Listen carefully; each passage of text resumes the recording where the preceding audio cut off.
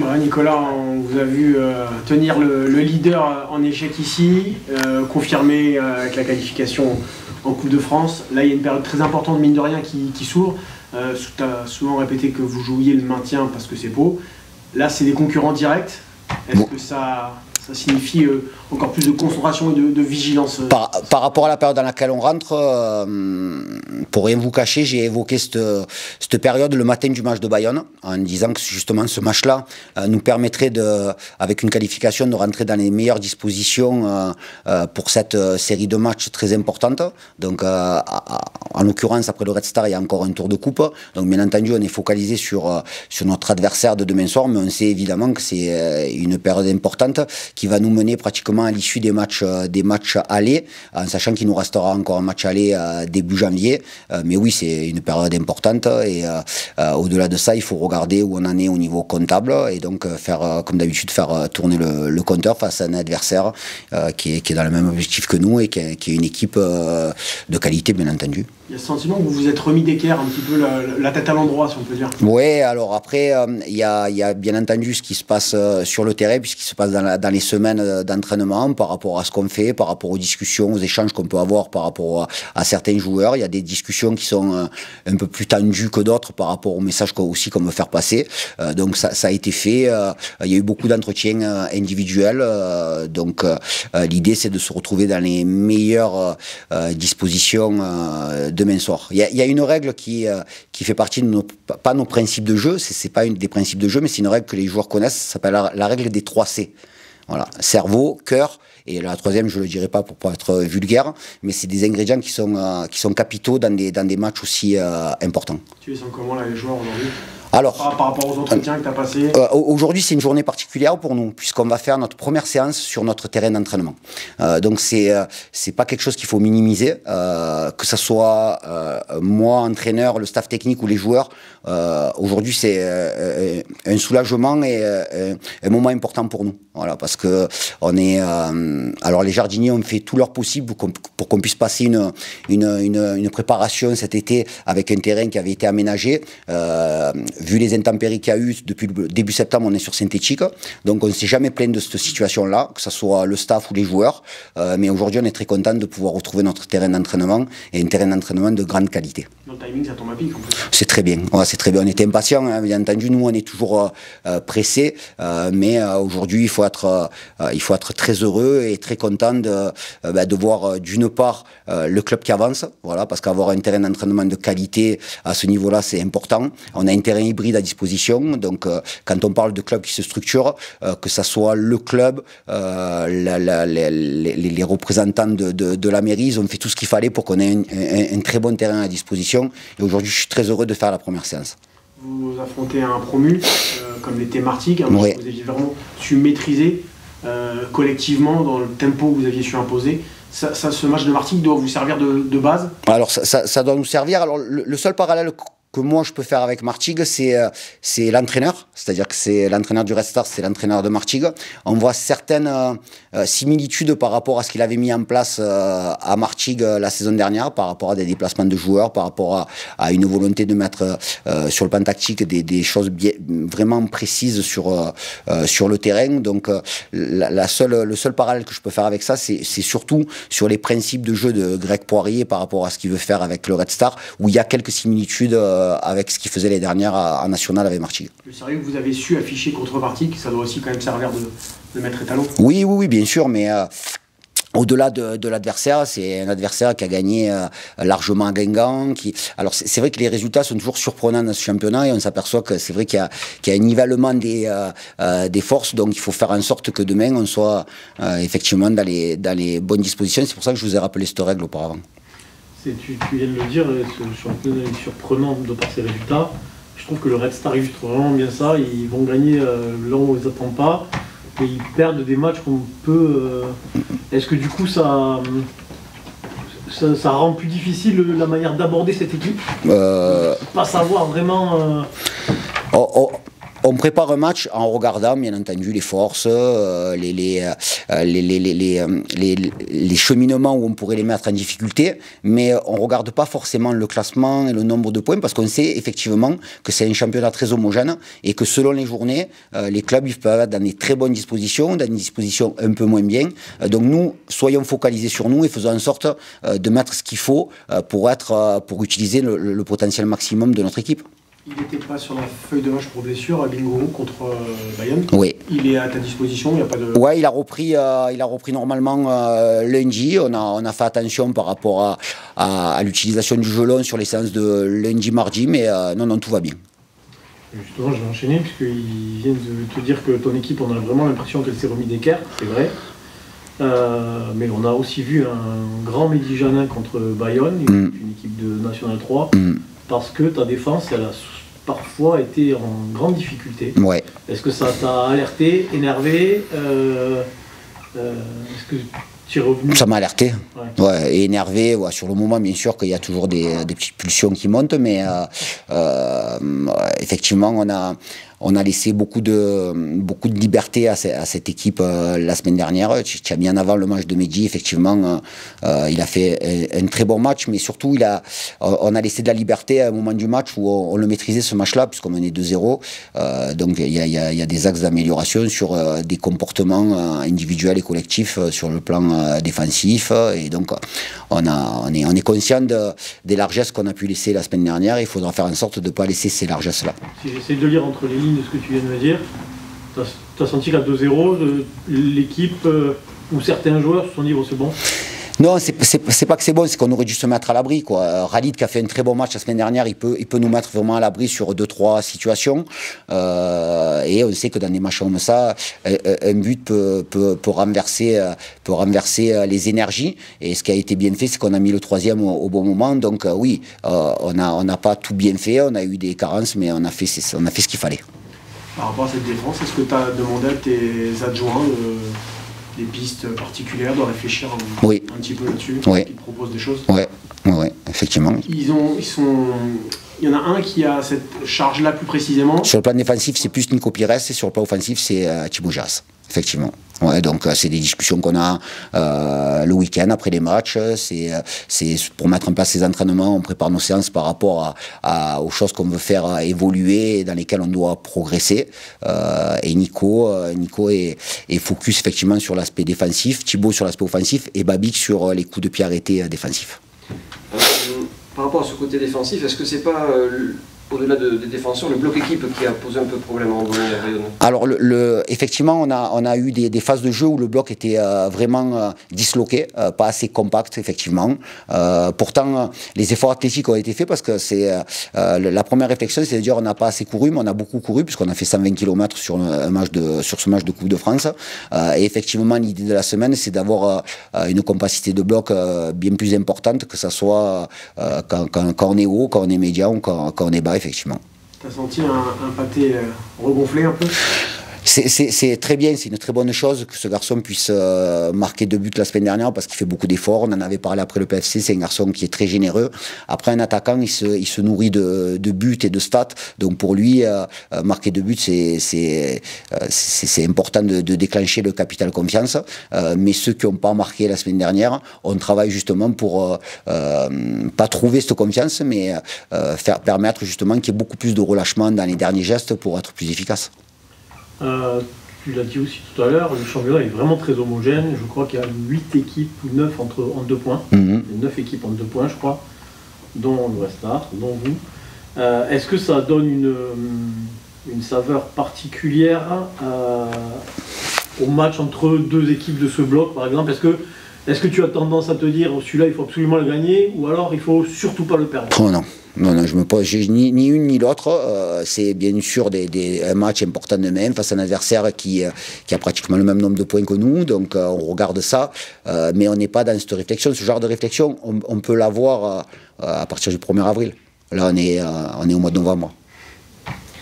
Au niveau de la particularité de la période, c'est que c'est un retour de trêve internationale. Bon, il y a quand même 4 joueurs, c'est pas rien pour un club comme le Pau. Du coup, ça c'est une donnée aussi qui complique quelque part Ouais, c'est pas simple. On en avait parlé après la trêve précédente. Là, c'est la même chose. Jusqu'au mois de mars, il n'y aura plus de trêve internationale. Mais on a un suivi. Alors, pour que vous soyez informés, chaque joueur qui est parti, il avait un membre du staff avec qui il faisait un point au quotidien pour voir les charges de travail, pour voir l'état de physique, l'état de fraîcheur mentale. Et surtout, ça nous permet de rester au contact et de sentir que le joueur aussi, on est toujours derrière lui et on regarde attentivement ce qu'ils font. Après, la chose la plus embêtante, c'est l'état de fatigue dans lequel ces joueurs reviennent, parce que c'est des voyages qui ne sont pas évidents. Donc, ils sont tous arrivés à bon port par rapport à la dernière fois où il y avait quelques retards. Donc, c'est bien qu'on ait pu faire le point ce matin sur une séance très légère, mais ça nous a permis de les garder là. Ils ont mangé là, ils sont en salle là actuellement, et ça leur permet de se remettre doucement dans le quotidien du POFC. Il y aura une réforme justement des trêves la saison prochaine? Sincèrement, je ne sais pas du tout. Elles seront plus longues, mais il y en aura une de moins. Bah, c'est une bonne nouvelle. Toi, tu préfères ça? Ouais. Sans les stigmatiser plus que d'autres, mais il m'a semblé quand même que depuis la première trêve internationale, les concernés ont enchaîné les matchs, on les a connus plus tranchants avant. Ouais. C'est pas les montrer du doigt, c'est un constat qu'on peut faire alors sur eux, mais aussi sur d'autres, pas que les internationaux. Et donc effectivement, sur le plan individuel, les joueurs doivent pour qu'une équipe elle soit à 100% un soir de match, il faut que les joueurs individuellement ils soient à 100% aussi. Et il y a des joueurs qui ont été en déficit de performance, mais je veux pas qu'on parle que des joueurs internationaux, puisque ça concerne d'autres joueurs. Donc pour être performant, on a besoin de toutes nos forces vives et que chaque joueur soit encore une fois dans les meilleures dispositions pour performer. Je vais rester là-dessus. Je prends l'exemple de Oumar et Yad qui jouent beaucoup en sélection, qui reviennent alors peut-être un peu fatigués, mais peut-être avec un peu plus de confiance, d'expérience, etc. Pour Kandé, c'est un peu différent. Il voyage beaucoup, il joue très peu, alors que c'est un joueur, on sent que quand on le voit jouer avec le POFC, on sent que c'est un joueur qui a besoin de jouer et qui a besoin de confiance. Alors après, Kandé, il est revenu au moment où il est revenu, il a eu une petite blessure, alors pas grave, mais très embêtante, encore une fois sur métatarse.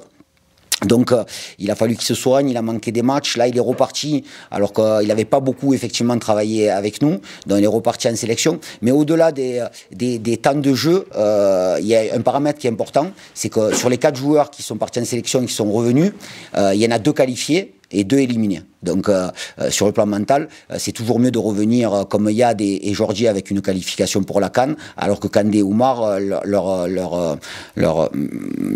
sélection sont éliminés. Donc c'est ça aussi, il faut le prendre en compte, parce que le goût de la défaite, c'est à la même amertume, je pense, quand on est en sélection que quand on est en club. C'est une surprise, c'est une bonne surprise. Ça fait un moment qu'on t'a pas vu. J'imagine que... Ouais, tout m'a manqué. Tout m'a manqué, ouais. J'imagine que ça te fait du bien. Ouais, je suis très content. Ça faisait un moment que j'attendais ça. Et là, j'ai qu'une envie, en fait, c'est de retrouver les terrains comme il faut. Je vais être comme un gosse, en fait. Et voilà. Tu peux revenir un petit peu sur la blessure et le process? Blessure en fin de saison avec un arrachement, une semi-tendineux, la semaine avant Bastia.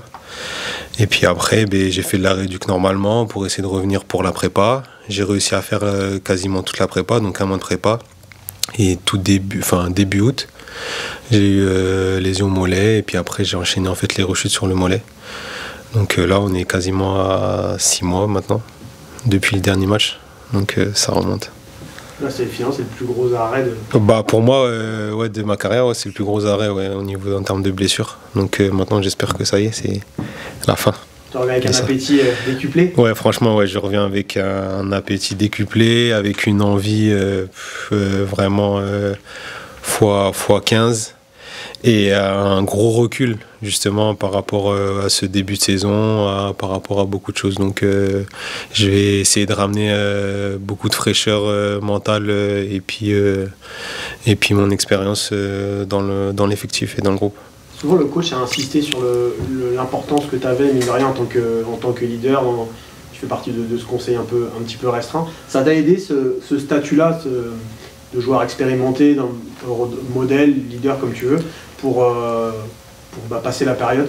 Et ça t'a rendu les choses un peu plus légères? Bah, pas forcément, parce que j'ai eu des coups de ras-le-bol. Mais justement, le fait que le coach m'ait entre guillemets considéré comme joueur cadre, ça m'a permis de discuter avec le coach, d'avoir des retours de certains joueurs après les matchs, de discuter voilà, de plein de choses et d'avoir mon avis voilà, sur tout. Et puis ça m'a permis justement ce genre de choses, de rester en fait concerné. Même si j'étais pas sur les feuilles de match, même si j'étais pas lors des déplacements, mais je me suis toujours senti concerné par le fait que certains joueurs ou même le coach prenaient le temps de venir me parler et de me demander certaines choses. Justement, comme tu fais partie de ces tauliers du vestiaire et que malheureusement pour toi tu as vécu ce début de championnat plus en observateur qu'autre chose, c'est intéressant d'avoir ton point de vue sur ce début de championnat de tes partenaires. Moi, personnellement, je trouve qu'on a fait un bon début de championnat. On va dire qu'on a chuté sur une semaine, en fait. C'est mon simple avis. On n'a pas su passer, en fait, cette période que souvent les équipes ont dans la saison. Il y a toujours deux vagues de moins bien, on va dire. Souvent de fois, les équipes qui réussissent à le passer le mieux possible, elles restent à flot dans le championnat. Je pense que nous, on l'a eu lorsqu'on a dû enchaîner les matchs là, sur 15 jours. Et on n'a pas su minimiser ou optimiser, on peut le prendre dans les deux sens, voilà, cette phase un peu moins bien due à certainement beaucoup d'enchaînement de matchs et peut-être un peu moins de fraîcheur physique, un peu moins de fraîcheur mentale. On n'a pas su optimiser et minimiser, par exemple, voilà, essayer d'aller gratter un point à l'extérieur par-ci, par-là, pour rester à flot en fait, parce qu'on l'a vu qu'en espace d'une semaine, au final, on est passé du tout au rien. Donc voilà, après il n'y a pas forcément d'inquiétude à avoir, c'est surtout remettre les ingrédients qu'il faut pour gagner des matchs en Ligue 2 et surtout pour rester dans le bon wagon en fait dans le championnat, parce qu'on a vu que des équipes qui ont démarré très très moyennement, on va le dire, sur l'espace de 15 jours, elles ont su revenir et maintenant, entre guillemets, elles espèrent continuer leur lancée. Donc à nous maintenant, avec ce nul qu'on a fait à domicile face au PFC, de s'appuyer sur ça pour justement repartir et relancer cet élan pour au moins 6 voire 7 mois. Comment tu la définirais, cette période qui va s'ouvrir, où vous jouez des concurrents un peu plus directs? C'est des matchs à coup près, on va dire. Des matchs qu'on doit prendre conscience que on peut peut-être doubler, entre guillemets, enfin, dans la tête, on peut doubler en fait, le fait de prendre 3 points face à un concurrent direct, pardon, c'est comme si tu doublais en fait ton score. Donc ça va demander beaucoup de concentration, encore plus d'abnégation et plus de sérieux que ce qu'on a pu mettre sur, on va dire, les 3 dernières semaines. Et par contre, il va falloir retrouver l'aspect et l'éthique qui fait le POFC, c'est-à-dire rien lâcher pendant 90 minutes, que ce soit les 11 qui débutent et les remplaçants pour prendre le maximum de points. Qu'est-ce qui était le plus dur à vivre sur cette première partie saison à titre perso? C'était par rapport au tout début de voir que ça performait sans que tu puisses participer? Oh, non.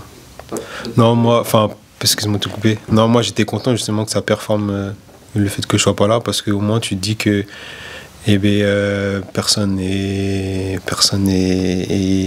indispensable. Déjà c'est bien, ça permet aussi de se projeter sur plusieurs choses. Et après j'étais plus fâché le fait que voilà, qu'en fait on gaspille entre guillemets un début de saison correct par le fait de 10 jours en fait, et tu remets tout en question alors qu'il n'y a pas lieu d'être, entre guillemets. Donc c'est juste ça en fait, c'est plus à ce moment-là où justement quand ça allait mal, j'aurais voulu vraiment être là pour essayer d'aider encore plus, quoi. Alors, tu dis que personne n'est indispensable. Il y en a un qui le serait peut-être un petit peu ou qui s'en approche. C'est Khalid quand même cette saison. Oui, après Khalid, depuis la saison dernière, il a un rôle très important. Il a un style bien défini à lui, qui nous est dans notre style de jeu, qui nous est vraiment important. Bien sûr, je dis personne indispensable, mais c'est sûr que quand on amène un joueur plus un joueur avec certaines qualités, ça amène forcément un gros plus à l'équipe. Et Khalid, on va dire depuis le début de saison, c'est le joueur plus offensivement qui réussit à maintenir certaines choses. Il y a d'autres joueurs qui sont en train aussi voilà, de prendre leur marque. Faut pas brûler les étapes, faut penser à qu'on a beaucoup de jeunesse aussi dans le groupe offensivement. C'est aussi à nous justement les plus anciens de les guider, de les amener vers les choses qui vont être vraiment performants, parce que il y a de la qualité offensivement, ils ont de la qualité, tout le monde a de la qualité, mais ils ont pas ce que Khalid a en ce moment, parce que Khalid a beaucoup d'expérience, c'est cette justesse à avoir lors de chaque match en fait. Donc ça c'est à nous aussi en tant que cadres ou plus anciens de leur apporter en fait au fil des mois pour qu'ils explosent concrètement. Parfait. Est-ce que tu te considères comme une recrue du coup presque là? Ouais, je suis une recrue. Mercato là, novembre, même si c'est pas ouvert, ça y est, je suis une recrue. Merci.